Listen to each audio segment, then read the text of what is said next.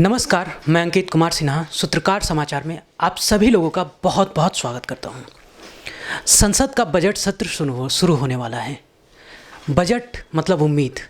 Budget वो आम आदमी की उम्मीद रहती है कि सरकार हमारे लिए क्या करेगी। बजट से ख़ास आदमी को उम्मीद रहती है कि सरकार हमारे लिए क्या करेगी। बजट से उन गृहिणियों को उम्मीद रहती है जो सालों भर हर महीने अपने घर का बजट सेट करती हैं और पूरी तरह से निर्भरता बजट पर ही रहती है। और सरकार भी इसी प्रकार का एक बजट लेकर आती है जो पूरे साल जो कार्यान्वयन करना है, क्रियान्वयन करना है, अमली जामा पहनाना है, किन योजनाओं पर ध्यान देना है, किन योजनाओं पर और विशेष महत्व देना है, इन सभी को लेकर सरकार एक योजना बनाती है और पूरे साल उसको अमली जामा पहनाती है। तो चलिए इन्हीं सब मुद्दों को, इन्हीं सब बारीकियों को जानने के लिए हमारे साथ हैं सीए चंद्रभान सिन्हा जी। सर, सूत्रकार समाचार में आपका स्वागत है। नमस्कार सर, मेरा पहला प्रश्न ये है और बहुत ही साधारण प्रश्न है कि एक आम आदमी के नज़रिए से एक आदर्श बजट क्या है? देखिए, एक आदर्श बजट एक ऐसा बजट होना चाहिए जो समाज के हर क्षेत्र के लोगों के लिए वो लाभप्रद हो। सर्वप्रथम व्यवसायी वर्ग के लिए, व्यवसाय को सुचारू रूप से चलाने के लिए जो भी सुख सुविधाएँ या ऋण की जो सुविधाएं मिलनी चाहिए, उन सभी बातों का ध्यान रखा जाना चाहिए।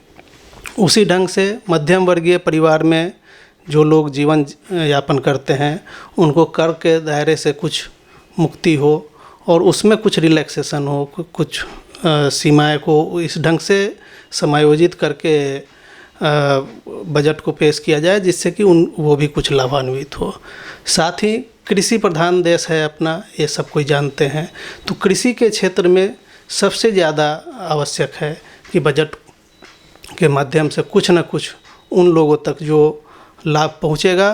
तो कृषकों को अगर लाभ मिलता है, कृषि के क्षेत्र में जो भी योगदान होगा उसके लिए अगर कोई सरकार के माध्यम से लाभ मिलती है तो उन सभी बातों का बड़े पैमाने पे उसका संदेश जाएगा और सबों को लाभ मिलेगा। इसलिए बजट को, आने वाले बजट में वर्तमान सरकार से बहुत सारी उम्मीदें हैं और हर वर्ग के लोगों को उम्मीद है। ऐसी आशा की जाती है कि बजट का जो रूपरेखा होगा उसी ढंग से बजट पेश किया जाएगा। सर, हर साल या हर बजट में आम आदमी को सबसे ज़्यादा इच्छाएं रहती हैं उस बजट से। तो सर, इस बार के बजट में आम आदमी को क्या मिल सकता है और सरकार क्या क्या दे सकती है आम आदमी को राहत के लिए? देखिए, अपने देश में हर व्यक्ति को जीवन यापन जीने के लिए एक न्यूनतम मजदूरी होनी चाहिए जिसका एक निर्धारण हो। साथ ही सबों को रहने के लिए एक मकान हो। शिक्षा के क्षेत्र में सभी शिक्षित हो। इन सभी चीज़ों का ध्यान बजट में ज़रूर होना चाहिए और हर लोगों की निगाहें हमारे उस बजट पे है जिसमें कि शिक्षा, स्वास्थ्य एवं रहने का जो व्यवस्था सबों को मिल सके, ये प्राथमिकता सबों के लिए सबसे ज़्यादा रहेगा। सर, पिछले 2 साल मतलब 2019 के बाद से ही 2020, 21 और 22 ये तीनों साल पर कोरोना ने प्रभाव डाला है और यहाँ तक कि ये ना सिर्फ आम आदमी को, जो देश के अंतिम पंक्ति पर खड़ा व्यक्ति है उसको भी प्रभावित किया है, जो सबसे ऊपर है उसको भी प्रभावित किया है और सरकार जो बजट प्रस्तुत करते इसको भी प्रभावित किया है। तो क्या इस बार के बजट में कोरोना का प्रभाव दिखेगा? देखिए, कोरोना का प्रभाव जो है दूरगामी प्रभाव है और ये आने वाले कुछ समय तक निरंतर उसका प्रभाव कुछ न कुछ झलकेगा। लेकिन जो विगत 2-3 वर्षों में जो हुई है उस रेशियो में अभी हमारी जो भारत सरकार है वो बहुत ही आगे और दूरदृष्टि की तरफ जो है सोच करके आगे बढ़ रही है। इसीलिए आने वाले समय में इसका असर ज़रूर पड़ेगा लेकिन वो पिछले के अपेक्षा कम रहेगी। सर, एक और महत्वपूर्ण प्रश्न ये उठता है कि सरकार ने एक 5 ट्रिलियन इकोनॉमी का सपना देखा था। इसके अलावा स्किल इंडिया, अनेक ऐसी योजनाएं हैं जो बेहतर भारत के निर्माण की बात की जाती है उन योजनाओं में। तो अभी भी वो सपना जो है हकीकत बनने में कितना दूर है, कितनी दूर है, और फिर और किन क्षेत्रों पर ध्यान देने से इस प्रकार के जो बहुत ऊंचे सपने हैं उस सपनों को छुआ जा सकता है? देखिए, इस संदर्भ में ये बहुत ही महत्वपूर्ण प्रश्न है। यहाँ पे हमारे सरकार को जो है राजकोषीय घाटे के ऊपर ज़्यादा ध्यान देना पड़ेगा। राजकोषीय घाटे को अगर हम कम कर सकें और उसको नियंत्रण में रख सके तो ऐसे हालात में आने वाले सारे कार्यक्रम भली भांति पूर्ण हो सकती है। महत्वपूर्ण बात यह है कि सरकार को कर से संबंधित और गैर कर से संबंधित जो भी नीति निर्धारण ऐसा हो जिससे कि सरकार को राजकोषीय घाटे में कुछ न कुछ कमी आए पहले से, तो इन सभी चीज़ों से आने वाले समय में हम दूरगामी परिणाम देख सकते हैं। सर, एक और प्रश्न ये है कि जो आज ही एक रिपोर्ट आई है उसमें खुलासा हुआ है कि जो देश के 1% हैं उनके पास देश की 40% संपत्ति है और जो 99% लोग हैं उनके पास 60% है। ये इतनी जो बड़ी खाई है, जो मतलब ये ऐसा नहीं है कि अभी रही है, हमेशा से रही है। इतनी बड़ी खाई को निपटाने के लिए सरकार को किन क्षेत्रों में ज़्यादा ध्यान देना चाहिए? ये प्रश्न जो है ये निरंतरता से जब भी जो भी सरकारें बनी हैं वो उनकी सरकार के ऊपर आरोप प्रत्यारोप चलती रही है, और चूँकि ये पॉलिटिकल मैटर है तो इस पे जहाँ तक है कि देखिए परसेंटेज में मैं और किसी भी आकलन में और आंकड़ों के खेल में मैं नहीं जाना चाहता हूँ, कोई वक्तव्य नहीं देना चाहता हूँ, लेकिन वर्तमान सरकार के संदर्भ में मैं इतना ही कहूँगा कि सरकार से जो उम्मीदें हैं कि राजकोषीय घाटे को नियंत्रण में रखते हुए जीडीपी को के ग्रोथ का जो रेशियो है उसमें थोड़ा सा वृद्धि करते हुए और आने वाले समय में खासकर मध्यम वर्गीय परिवार के लिए कुछ न कुछ कर में राहत की उम्मीद है, सभी रख रहे हैं, और कर में कुछ न कुछ जो बेसिक एग्जम्पशन है उसकी लिमिट को थोड़ी बढ़ाई जाए, और साथ ही जो डिडक्शंस वगैरह जो मिलते हैं उन डिडक्शंस में थोड़ी सी, जैसे खास करके 80C सेक्शन है, 80D है, तो 80D में जो है निवेश की जो लिमिट है अभी 1,50,000 है, 1,50,000 रुपया है। इस सीमा को कम से कम 2,50,000 रुपये तक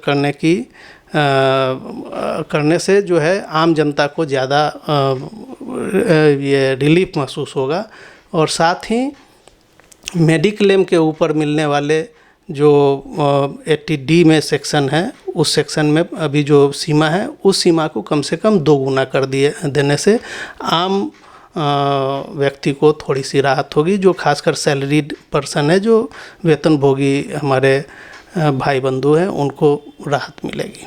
सर, एक और प्रश्न है, ये एक प्रश्न अक्सर उठते रहता है कि पेट्रोल और डीजल जो है वो हमेशा से जीएसटी के अंडर में लाने की बात हुई है, लेकिन क्या सरकार तो मतलब ऐसे बहुत सारे बयान दे चुकी है सरकार की तरफ से भी, इवन सरकार की तरफ से सुशील मोदी जैसे कई नेताओं ने राज्यसभा लोकसभा में मांग की है कि पेट्रोल और डीजल को जीएसटी के अंडर में लाया जाए।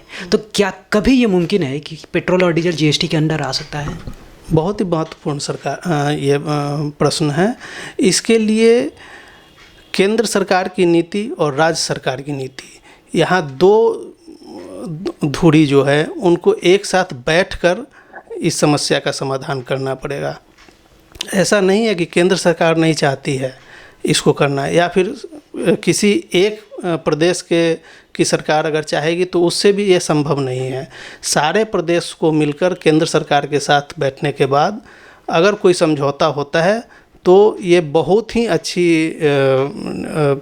हल निकलेगी, जिससे कि आने वाले समय में जो पेट्रोल है, डीजल है, उसकी राशि भी कम हो जाएगी। जो आम जनता उससे अफेक्टेड होते हैं उसमें बहुत सारा नियंत्रण होगा, बहुत ज़्यादा से ज़्यादा नियंत्रण हो पाएगा।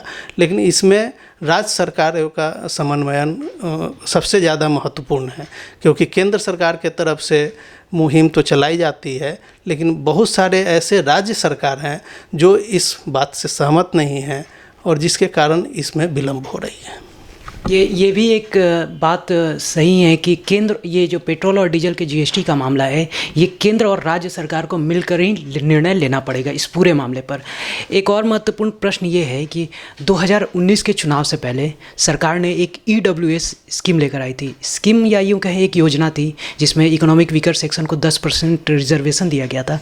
उसमें एक क्राइटेरिया बनाया गया था। उसमें जो मतलब क्राइटेरिया की सीमा थी कि 8 लाख तक जिसकी आय है उन्हें रिजर्वेशन मिलेगा। इसके अलावा भी इसमें और सारे प्रावधान थे, लेकिन सरकार वही जो टैक्स की छूट है वो 2.5 लाख या 3 लाख या फिर मैक्सिमम 5 लाख तक जाता है बहुत सारे चीज़ों को जोड़कर।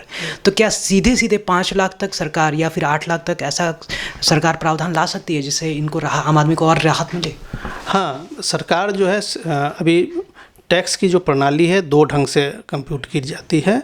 तो ऑलरेडी ये 2 ढंग की जो है टैक्स प्रणाली है, उसमें दूसरी जो प्रणाली है जिसमें बेसिक एग्जम्पशन जो है कुछ भी नहीं है, बेसिक डिडक्शंस कुछ भी नहीं मिलती है, लेकिन 8 लाख रुपए तक की जो इनकम्स है उसके ऊपर जो है सरकार की कर प्रणाली एक अलग है।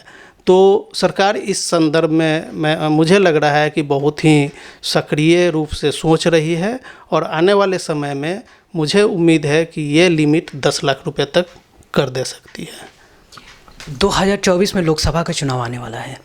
ये सरकार का पूर्ण बजट, आखिरी पूर्ण बजट हो सकता है। इसके बाद 2024 में जो चुनाव आएंगे वो तो पूर्ण बजट रहेगा नहीं। इसके बाद नए सरकार बनने पर फिर से बजट प्रस्तुत किया जाता है। तो सर, ये बजट में क्या सरकार लोक लुभावन वादे जो हैं उसकी भरमार करने वाली है? और भरमार अगर करती है तो ये बजट कितना हद तक ये सही है? क्योंकि हमारे पड़ोसी देश के भी हाल हम देख चुके हैं, मतलब हमारी अर्थव्यवस्था पर कितना दबाव पड़ता है, ये भी देखने वाली बात होगी। तो इस मामले पर ये सही बात है कि हर सरकार जब भी चुनाव का समय आता है तो कुछ ना कुछ लोक लुभावन प्रस्ताव और ऐसा लेकर के आती है जिससे कि आम जनता, खास करके जो हमारे ग्रामीण इलाके के जो भाई बंधु हैं और वेतनभोगी लोग हैं, उनकी उम्मीदें जगती हैं और उनके लिए कुछ ना कुछ लोक लुभावन ऐसे वादे किए जाते हैं जिसका असर चुनाव पे दूरगामी परिणाम देखने को मिलता है। और ऐसी संभावनाएं हैं क्योंकि वर्तमान इस बार की जो सरकार है उसके लिए यह बजट चुनाव के दृष्टिकोण से भी जोड़कर देखना